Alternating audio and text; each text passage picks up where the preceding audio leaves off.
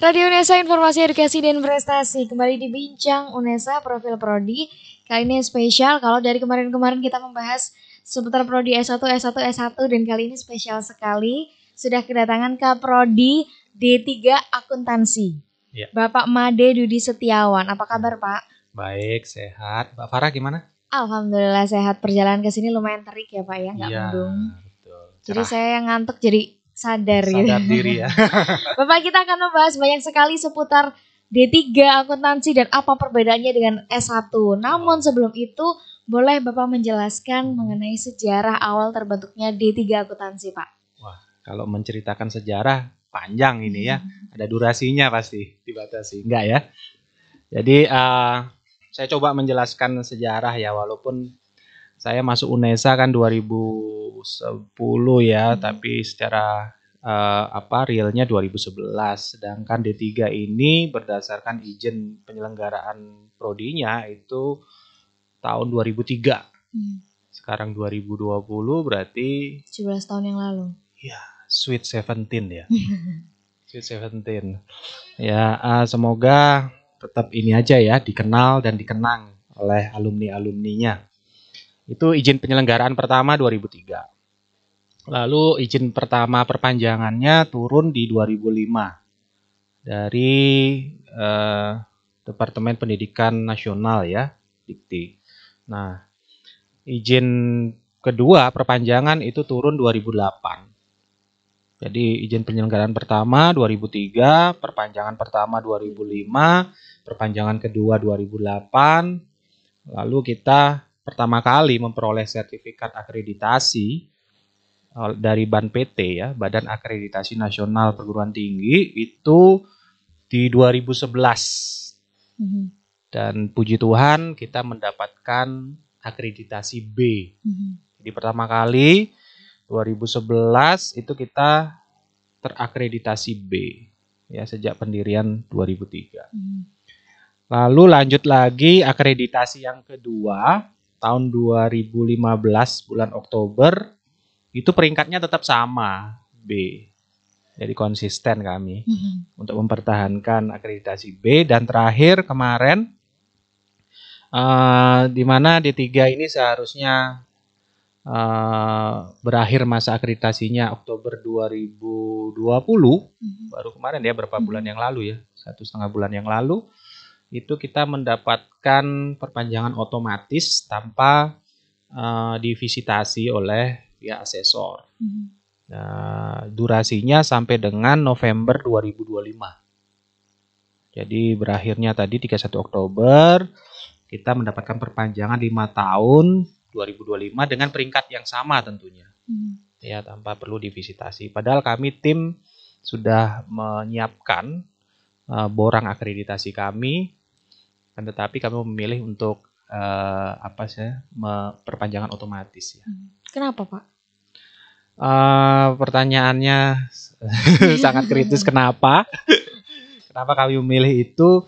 Karena kami mempersiapkan di jurusan itu prioritas untuk persiapan akreditasi internasionalnya yang S1.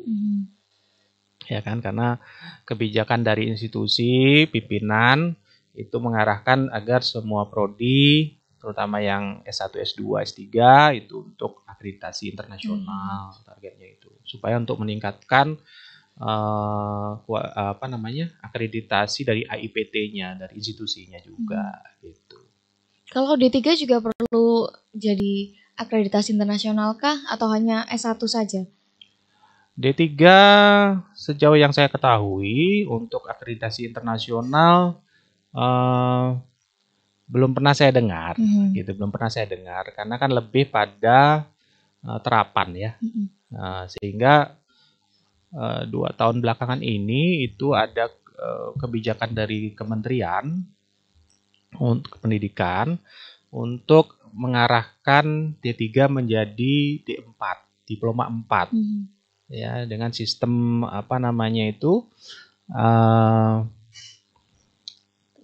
lebih banyak melakukan praktek ke dunia usaha, dunia industri. Seperti itu. Jadi teorinya 3-4 semester gitu ya. Lalu nanti sisanya itu magang di perusahaan. Seperti itu, sehingga mahasiswa memiliki lebih banyak keterampilan gitu, skill untuk bekerja dibanding teori, supaya membedakan dengan Terapan. S1, ilmu S1. Nah, D3 diploma itu sebenarnya kan ilmu terapan dia. Yang membedakan antara D3 dan S1 gitu ya Pak? Iya, betul. Mempertahankan akreditasi B selama bertahun-tahun padahal sudah mempersiapkan borang akreditasi karena alasan tertentu. Apa yang kemudian menjadi visi misi D3 akuntansi ini Pak? Oke, jadi kami sudah menetapkan visi misi itu menghasilkan tenaga ahli madya yang unggul dan kompeten di bidang akuntansi sesuai dengan tuntutan global. Nah, penyusunan visi ini turun dari visinya institusi dan turun juga dari visinya fakultas. Sehingga kita mengambil istilah atau terminologi unggul dan tuntutan global di situ. Nah, mungkin perlu dijelaskan ya makna unggul itu di bagian mana ya. Nah, unggul ini di bagian karakter. Karena UNESA tagline-nya kalau nggak salah growing with character. Jadi mahasiswa kita bangun karakternya, karakter yang bagaimana, yang sesuai dengan prodi kami. Nah, prodi kami kan akuntansi. Akuntansi itu punya elemen sikap yang namanya kejujuran. Karena di dalam menyajikan sebuah informasi atau data keuangan, atau mungkin Mbak Farah mengenal istilah laporan keuangan ya. Nah, itu kan informasi yang disajikan oleh manajemen perusahaan mengenai operasional kegiatan usahanya. Nah, itu kalau dimanipulasi atau tidak jujur disusun, itu akan menyesatkan pengguna dari informasi itu. Sehingga bisa salah, sesat dalam mengambil sebuah keputusan bisnis, merugikan pihak lain. Sehingga seorang akuntan, mahasiswa yang belajar akuntansi harus memiliki sifat yang jujur, berintegritas dan profesional. Itu makna dari unggulnya gitu ya. Selain itu kita mengadopsi kurikulum internasional, jadi IES ya, International Education Standard. Itu memang kita sudah adopsi dalam penyusunan kurikulum prodi D3. Nah, sedangkan makna kompeten di sini yang dikaitkan dengan tuntutan global, ini kita kompetensi itu kan erat kaitannya dengan sertifikasi. Maka jangan heran jika mahasiswa jurusan akuntansi itu memiliki gelar sertifikasi yang panjang ya, seperti yang ini baru saya mau bacakan. Bapak Made Dudi Setiawan, SEAK, MSI, SE, SPA. Apakah CPA? Apakah semua mahasiswa maupun dosen akuntansi juga harus memiliki gelar sepanjang itu, Pak? Karena sertifikasinya.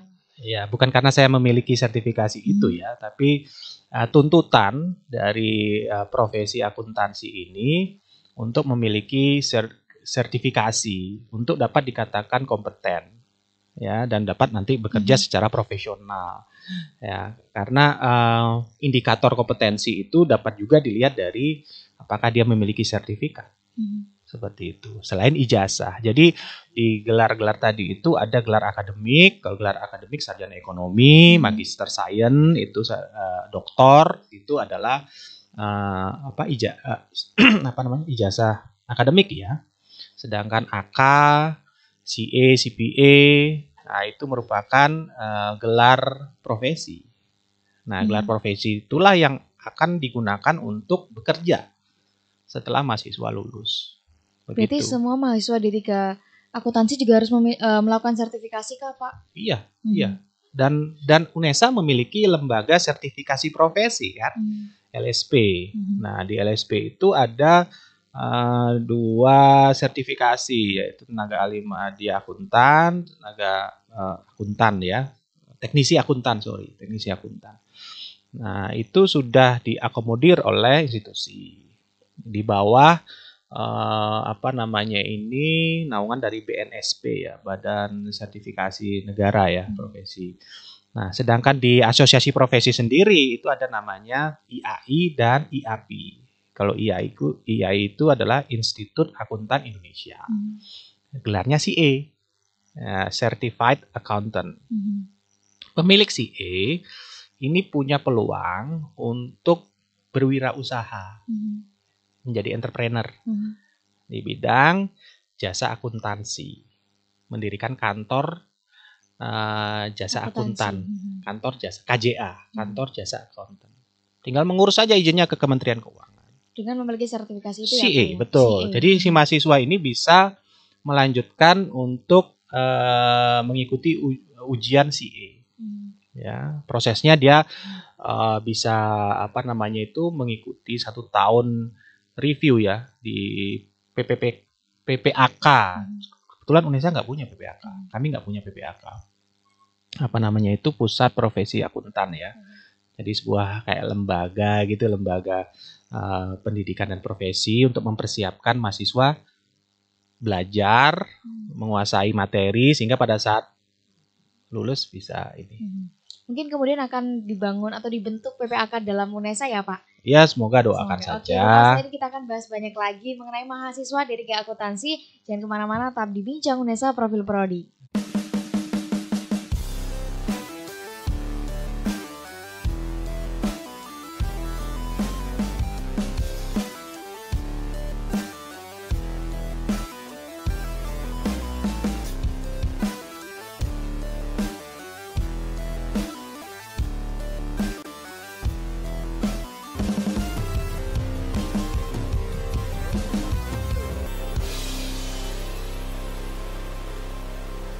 Radio Unesa.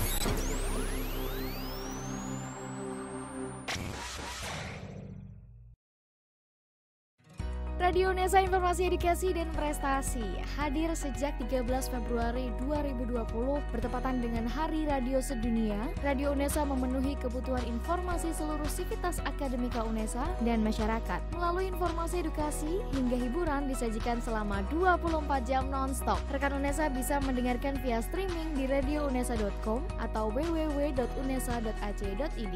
Secara audiovisual juga bisa disimak di kanal YouTube Radio Unesa. Langsung saja download aplikasi Radio Unesa di Play Store dan jadikan Radio Unesa teman beraktivitas Anda. Inilah Radio Unesa, informasi edukasi dan prestasi.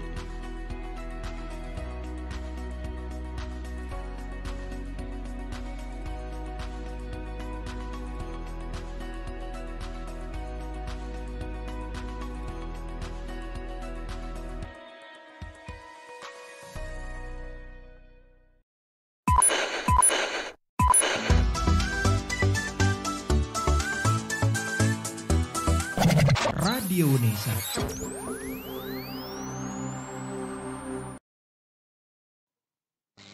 Radio Unesa Informasi Edukasi dan Prestasi masih di Bincang Unesa Profil Prodi D3 Akuntansi dengan Bapak Dudi. Pak Dudi, sekarang kita beralih ke mahasiswanya. Mahasiswa akuntansi ini kan pasti peminatnya banyak sekali yang S1. Bagaimana dengan D3, Pak? Iya, mungkin sudah diketahui umum ya, terutama warga Unesa kalau prodi jurusan akuntansi S1 itu nomor 3, selalu ranking 3 gitu ya. Setelah nomor satunya manajemen ini. Halo Pak Ulil. Manajemen, terus PGSD kalau nggak salah. Nomor 3 jurusan akuntansi yang S1. Nah, tadi nanyanya D3 bagaimana gitu ya. Ya namanya anak terakhir ya. Selalu pilihannya terakhir gitu ya. D3 itu alternatif dia. Jadi kami kan sering melakukan interview pada saat penerimaan Camaba jalur D3. Itu kita tanya pilihan satunya apa, pilihan duanya apa. Setelah tidak diterima untuk S1 di universitas lain, terus di Unesa sendiri S1 juga nggak keterima, maka alternatifnya adalah D3 akuntansi. Walaupun kami juga sangat bersyukur di antara D3, ini mohon dikoreksi kalau saya salah ya, yang saya dengar D3 kami yang tidak pernah kosong peminat. Yang ada di Unesa loh ya, D3 akuntansi itu selalu ada peminatnya.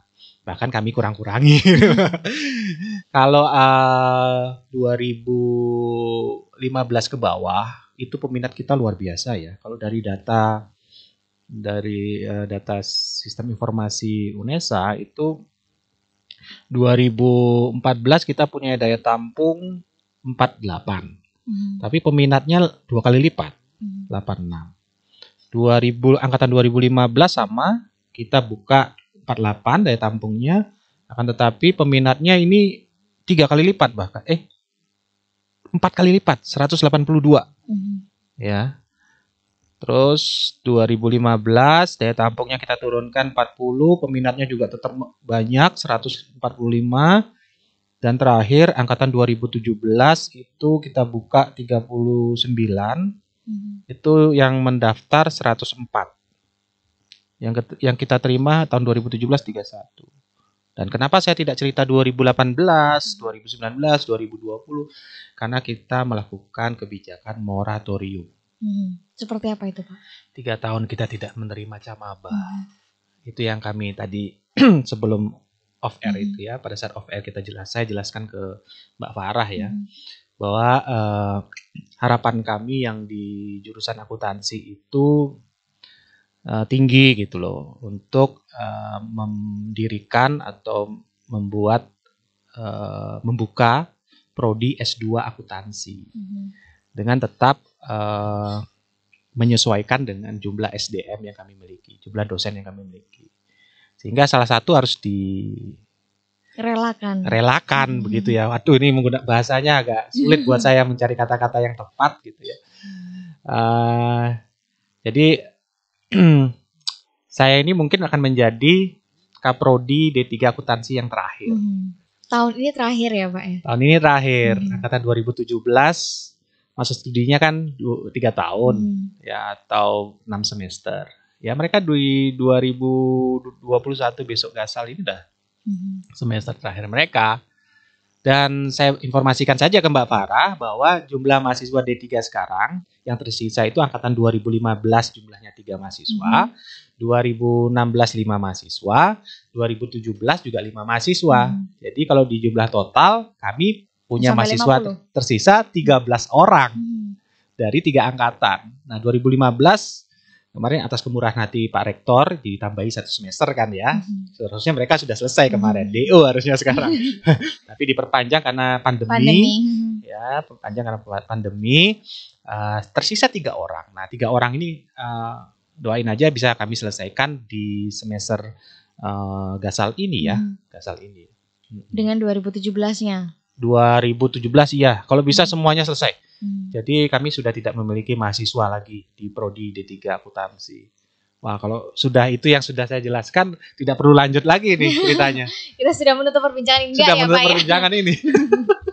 Apa kesan Bapak terakhir mungkin menjabat sebagai Kaprodi terakhir sebelum akhirnya tidak ada lagi D3 Akuntansi di UNESA? Dilema ya. Dilema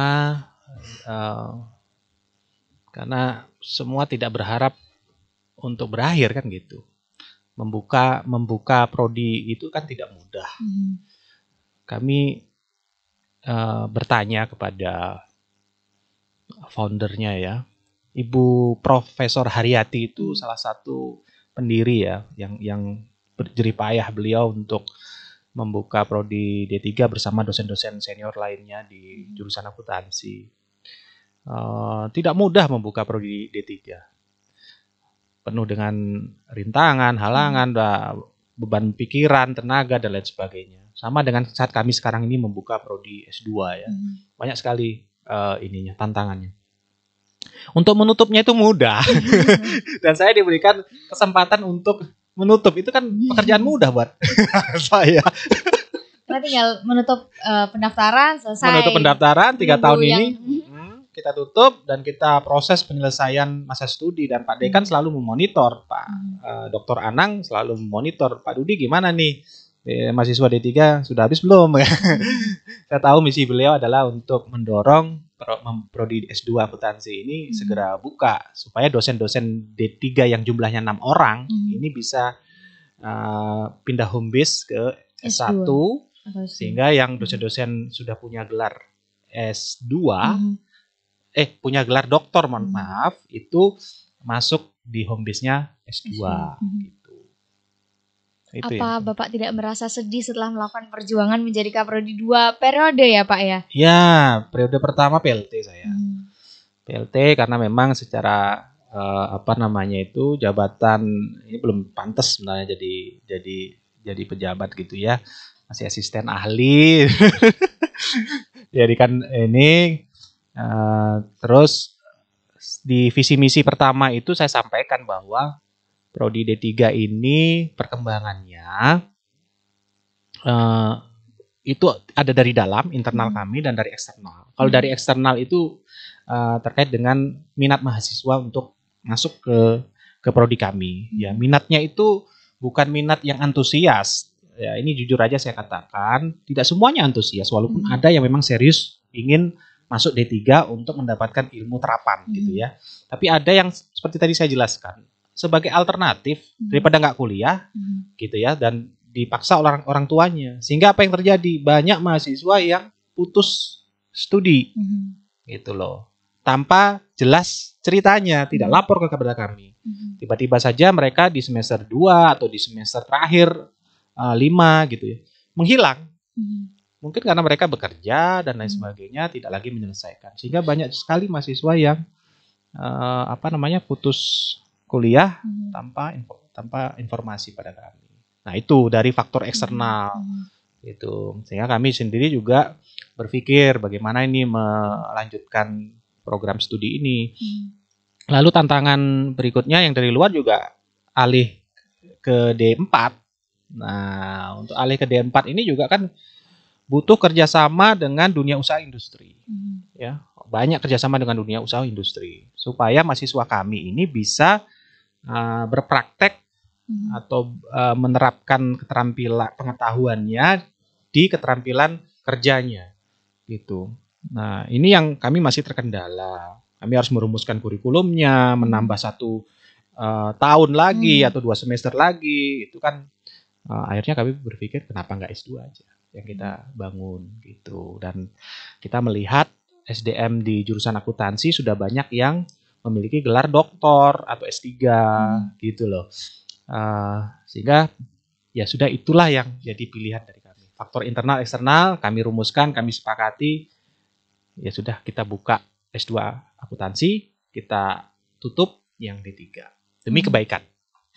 Tapi kalau berdasarkan Pak Menteri Pendidikan kita ya Pak ya, ini kan perkuliahan ini kan menjadi salah satu ajang mahasiswa untuk bisa tidak hanya melatih bekerja juga, tapi juga mendapatkan ilmu. Kalau begitu D4 atau ilmu terapan ini sebenarnya perlu kan Pak? Perlu sekali. Kenapa tidak membuat D4 atau mungkin setelah S2 akan ada D4 akuntansi, karena D4 dan S1 ini kan akan berbeda. Ya, betul. Itu yang disampaikan Pak Warek 1 ya, dan Pak Rektor pada saat kami dipanggil di lantai di ruangnya Pak Rektor ya. Kenapa tidak mengambil atau bertransformasi menjadi D4? Kan mudah ininya, daripada buka baru tinggal memenuhi beberapa persyaratan saja sudah bisa berubah bentuk menjadi D4. Kendalanya di kami adalah SDM. Tadi saya jelaskan bahwa jumlah sumber daya manusia dosen kita untuk mendirikan prodi itu kan minimal 6 dosennya. Nah, kami saat ini ada 20, termasuk di S1 dan D3. Nah, kita bandingkan lagi dengan rasio dosen mahasiswa. Tidak ketemu hitungannya gitu loh. Sehingga kalau kita menjalankan keduanya, D3 transformasi ke D4, S2 akuntansi juga tetap dijalankan, dibuka gitu. Tidak memungkinkan gitu. Sehingga itulah menjadi dilema yang tadi saya katakan, memilih mentransformasikan D3 ke D4 sesuai dengan memang arah kebijakan pemerintah saat sekarang ini, mendekatkan perguruan tinggi dengan dunia usaha dengan S2 gitu. Karena kita melihat kompetensi dosen-dosen kita kan sudah levelnya udah tinggi-tinggi ya, doktor, masa ngajar D4 gitu ya. Yang ngajar D4 ya seperti saya mestinya yang punya sertifikasi profesi. Itu yang mengajar D4 gitu kan.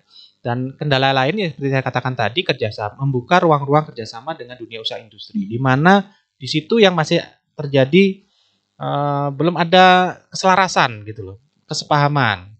Ya, Kadin misalnya sebagai lembaga naungan dari dunia industri ya, itu mestinya juga merespon bagaimana kita membuat kurikulum yang punya visi yang sama gitu loh. antara universitas dengan dunia usaha industri. Karena akan ada dosen dari praktisi. Mereka akan menjadi dosennya mahasiswa saat mahasiswa ada di perusahaan. Nah, ini kan kurikulumnya harus sama, harus kita buat bersama, selaras. Nah, itu yang belum ada titik temu, sehingga saya khawatir kalau misalnya D4 kita lakukan. Saya kira nanti akan kemudian muncul dosen-dosen baru dari akuntansi di UNESA, Pak. Ya, harapannya begitu. Oke, setelah ini kita akan bahas banyak lagi seputar D3 akuntansi dan bagaimana transformasinya kemudian. Jangan kemana-mana, tetap di Bincang UNESA Profil Prodi.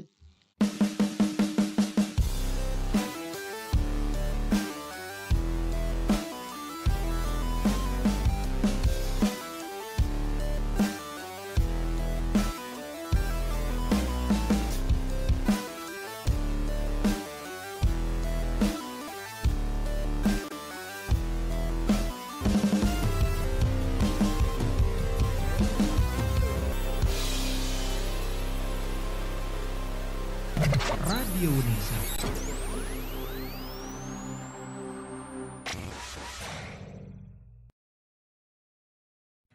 Radio UNESA Informasi Edukasi dan Prestasi hadir sejak 13 Februari 2020 bertepatan dengan Hari Radio Sedunia. Radio UNESA memenuhi kebutuhan informasi seluruh sivitas akademika UNESA dan masyarakat. Melalui informasi edukasi hingga hiburan disajikan selama 24 jam non-stop. Rekan UNESA bisa mendengarkan via streaming di radiounesa.com atau www.unesa.ac.id. Secara audiovisual juga bisa disimak di kanal YouTube Radio UNESA. Langsung saja download aplikasi Radio UNESA di Play Store dan jadikan Radio UNESA teman beraktivitas Anda. Inilah Radio UNESA, informasi edukasi dan prestasi.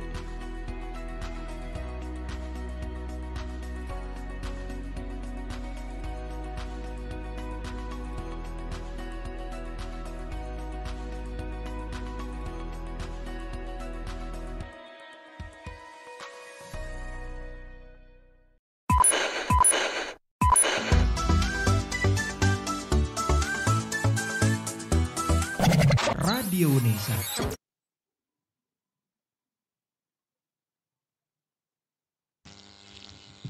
Radio UNESA Informasi Edukasi dan Prestasi masih di Bincang UNESA Profil Prodi. Meskipun ini menjadi tahun terakhir D3, periode terakhir untuk Bapak menjadi Kaprodi D3, mungkin kita bisa sambil mengenang apa saja yang sudah dilakukan oleh D3 Akuntansi, mungkin melalui prestasi dari mahasiswa dan para dosennya, Pak. Langsung prestasi ini ya pertanyaannya ya. Baik, dari mahasiswa dulu aja. Kalau dari mahasiswa, data yang saya miliki, prestasinya Mawapres pasti ya. Kami selalu juara 1 Mawapres atau apa namanya, mahasiswa berprestasi ya, yang diselenggarakan oleh institusi UNESA di level fakultas ekonomi. Wah, hebat kan? Selalu itu, asal ada kompetisi Mawapres, kami selalu nomor 1, juara 1, mewakili FE. Tahu kenapa? Karena kami satu-satunya D3 yang ada di FE. Oh, itu tidak bersaing dengan S1 ya, Pak ya? Tidak. Oh, akhirnya menjadi D3, persaingannya antara D3 gitu ya, Pak? Iya, kan tidak ada D3, tidak ada kompetitor. Jadi kami selalu mengirim wakil kami ke level universitas. Luar biasa ya. Itu tapi di level universitas juara 1 juga dong. Ya, informasi yang kita dapat tahun 2016 itu atas nama Loli ini juara 1. Nah, artinya kan memang ada kualitas lah ya, ada kualitas yang bersangkutan. Lalu banyak juga mahasiswa kita D3 baik angkatan 2016, 2017, 2015 yang mengikuti kompetisi tingkat lokal, regional, nasional itu yang menjuarai juga. Kemarin ada yang tax competition itu juga angkatan 2015 ini Ahmad Abu Rizal ini juara 3. Lalu juga terakhir angkatan 2017 pada saat kami melakukan studi banding kampanye visit ke Pasuruan itu kita meninggalkan 3 mahasiswa ya, 3 orang mahasiswa angkatan 2017 untuk ikut kompetisi di salah satu fakultas di UNESA. Dan kami juara. Akhirnya mereka kita tunggu di satu tempat untuk menyusul menuju Bali. Company visit. Lalu untuk dosennya sendiri, nggak perlu ditanya ya, dosen kan memang tridharmanya diwajibkan untuk meneliti, membuat buku, pengabdian. Jadi dosen-dosen di Homebase D3 itu memiliki haki ya, hak kekayaan intelektual, memiliki tulisan-tulisan yang dijadikan buku. Penerbitnya juga terkenal ya, penerbit nasional juga, dan digunakan juga buku itu untuk pembelajaran. Untuk best paper di seminar nasional ya, kami juga mendapatkan best paper ya, dosen-dosen kami untuk seminar-seminar atau proceeding tingkat nasional. Jadi kalau itu sudah melekat pada kesadaran diri lah bagi dosennya gitu loh ya, tidak hanya ngajar tapi juga berprestasi dalam jalur-jalur yang untuk pengembangan karirnya sebagai dosen. Rupanya dosen Indonesia ini rajin-rajin ya, patuh. Mereka semua membuat penelitian, membuat buku, akhirnya banyak prestasi yang diraih. Menjalani perkuliahan selama 6 semester tidak menjadikan halangan para mahasiswa D3 akuntansi untuk tetap berprestasi ya Pak ya. Tapi berbicara mengenai D3, kira-kira apa yang membedakan antara D3 dan S1? Mungkin dari segi mata kuliahnya atau mungkin prakteknya. Ya, yang membedakan itu jumlah praktek ya. Jumlah prakteknya lebih banyak tentunya dibandingkan dengan S1. Karena memang mereka ini tujuannya dipersiapkan untuk bekerja. Ya, bekerjanya sebagai apa? Jadi level entry atau pemula ya, sebagai akuntan yang mampu menyusun laporan keuangan. Kita kan punya banyak standar akuntansi keuangan. Dari IAI itu minimal mereka bisa membantu UMKM untuk menyusun laporan keuangan menggunakan kerangka pelaporan keuangan MKM yang sederhana, simpel. Untuk level-level perusahaan menengah itu mereka bisa menggunakan SAK etap. Kalau yang besar ini biasanya S1 ini yang PSAK umum gitu. Selain itu juga mereka kita bekali dengan pengetahuan perpajakan. Mungkin Anda pernah melihat dan mendengar ya, setiap bulan Maret itu orang pribadi wajib melaporkan SPT tahunan pribadi. Wah, dosen, Tendik Unesa gitu ya, TU Unesa itu biasanya butuh bantuan pendampingan untuk e-filing pengisian SPT. Nah, itu mahasiswa kami sudah kami latih, persiapkan, dan mereka masuk dalam komunitas tax center. Jadi pusat perpajakan yang kami bangun di awal tahun 2018 kalau tidak salah, itu bekerja sama dengan kantor wilayah Jatim 1 ya, di Jagir Wonokromo itu ininya, office-nya. Nah, dan setiap tahun kami selalu memberikan layanan pengisian e-filing ya, untuk pelaporan kewajiban pajak tahunan orang pribadi. Itu dari mahasiswa D3 akuntansi. D3 akuntansi, S1. Nah, akuntansi itu tempat mereka berpraktek sebenarnya. Menerapkan ilmu mereka, pengetahuan mereka tentang perpajakan. Gitu. Lulus dari D3 akuntansi, kira-kira yang paling banyak pekerjaan yang diambil oleh alumni-alumni D3 akuntansi apa, Pak? Ya, ini puji syukur ya, dari hasil tracer study itu mahasiswa D3 akuntansi ini mudah sekali terserap kerja. Nah, itulah salah satu yang menyebabkan hilangnya mahasiswa kita. Belum selesai studi sudah dibajak gitu di perusahaan ya. Sangat mudah gitu. Nggak tahu apa yang menjadi pertimbangan perusahaan ya. Yang jelas perusahaan-perusahaan swasta maupun pemerintahan itu, bahkan UNESA loh. UNESA ini juga mahasiswa kami banyak yang bekerja di sini sebagai PUMK, ya, pemegang uang muka kas ya istilahnya ya, atau di bagian keuangan ya. Iya, itu alumni kami banyak kerja di sini, gitu, di fakultas-fakultas juga sebagai PUMK. Di perusahaan tidak terhitung lagi, baik itu perusahaan bergerak di bidang jasa, perdagangan, manufaktur, ya itu banyak. Di perusahaan-perusahaan terkenal seperti Semen Indonesia, PT Barata, di bank itu juga banyak mereka. Selama perkuliahan di D3 akuntansi, ada pihak-pihak lain atau mungkin dunia industri yang bekerja sama dengan D3 akuntansi nggak Pak? Ya, ada pastinya. Ya, kerjasama kami dengan Kementerian Koperasi, UMKM juga kan, menyalurkan mahasiswa kita untuk magang bekerja di sana. Jadi sebenarnya hubungan kami dengan dunia usaha industri, baik itu sektor swasta maupun pemerintahan, itu ada di mata kuliah PKL, praktek kerja lapangan. Itu kan wajib tuh. Jadi mahasiswa kami mencari sendiri perusahaan untuk mereka berpraktek, ya praktek selama PKL gitu, atau kami bantu mencarikan gitu. Sehingga data yang kami miliki dari tempat mahasiswa berpraktek kerja lapangan itu cukup banyak perusahaannya, dan setiap tahun selalu ada yang baru.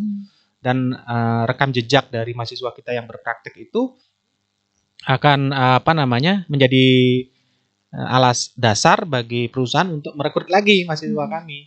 Jadi ada yang pernah magang atau praktek kerja lapangan, setelah lulus berkelanjutan di sana gitu.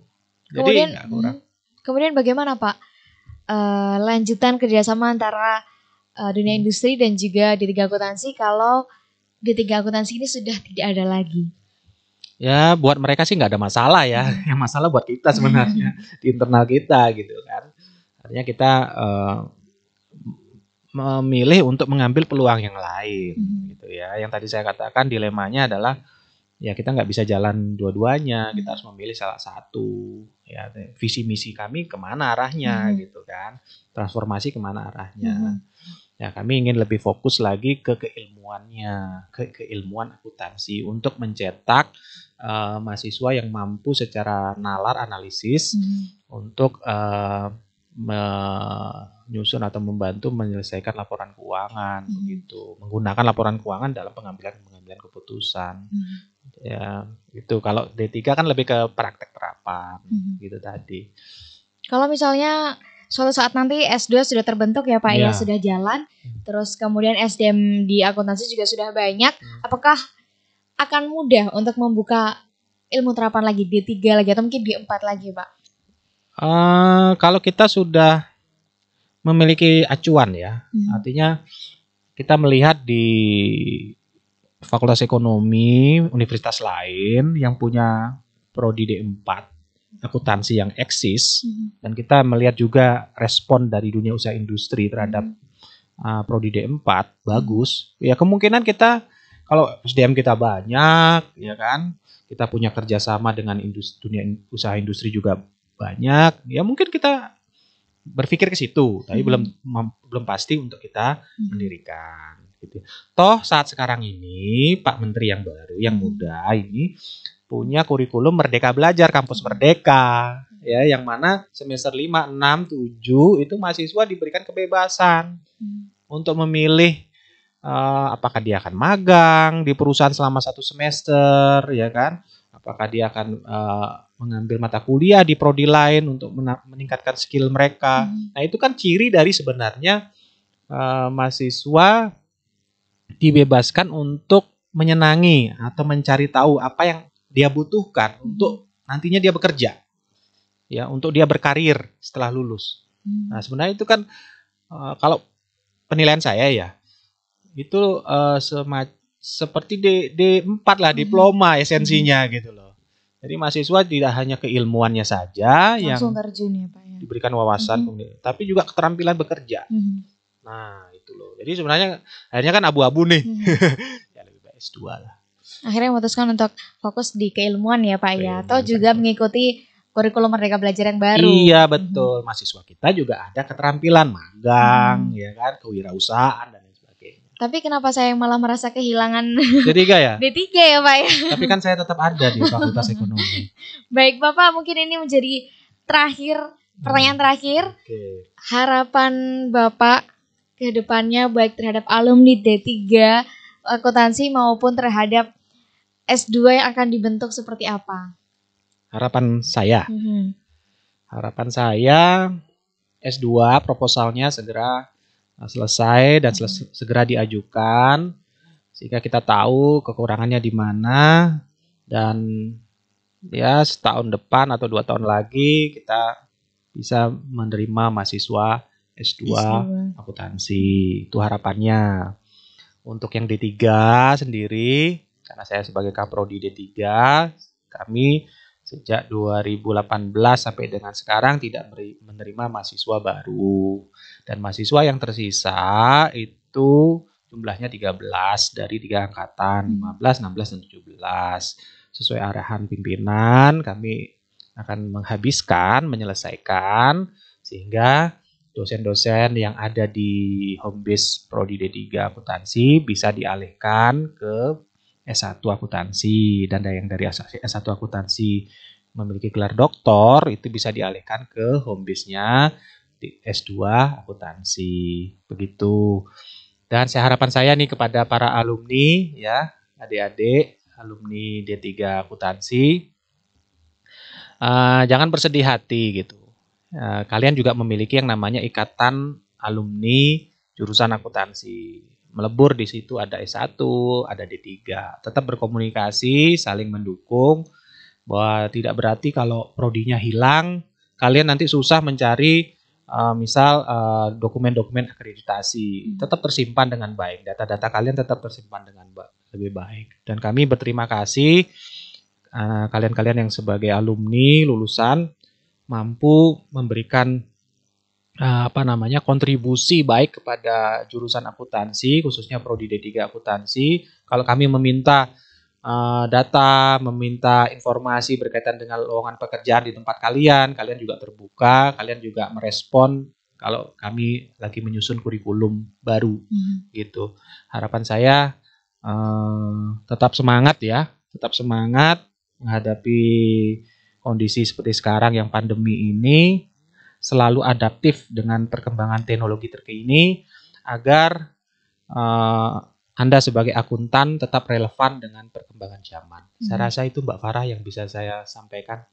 Baik, terima kasih Pak Dudi sudah turut membantu mencerdaskan, meningkatkan keterampilan mahasiswa D3 Akuntansi selama 2 periode. Mungkin sudah saatnya Pak Dudi untuk mengajarkan yang S1 berkembang lagi mungkin ke S2 selanjutnya ya Pak ya. Terima kasih banyak. Saya mewakili teman-teman alumni D3 Akuntansi UNESA. Ya. Terima kasih Pak. Ya.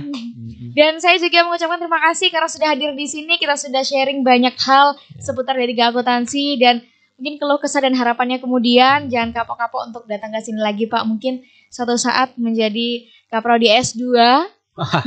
Kita akan ngobrol banyak hal lagi tentang akuntansi tentunya. Bapak terima kasih ya. Terima kasih Mbak Farah atas undangannya di Radio UNESA. Semoga semakin jaya ya. Amin, amin, amin. Tagline-nya selalu di depan. Informasi, edukasi, dan prestasi. Kita berikan informasi yang edukatif dan juga berprestasi tentunya. Oke, siap. Terima kasih Pak, semoga sehat selalu, semoga sukses selalu. Itu tadi perbincangan saya dengan Pak Dudi. Sampai jumpa di Bincang UNESA Profil Prodi selanjutnya.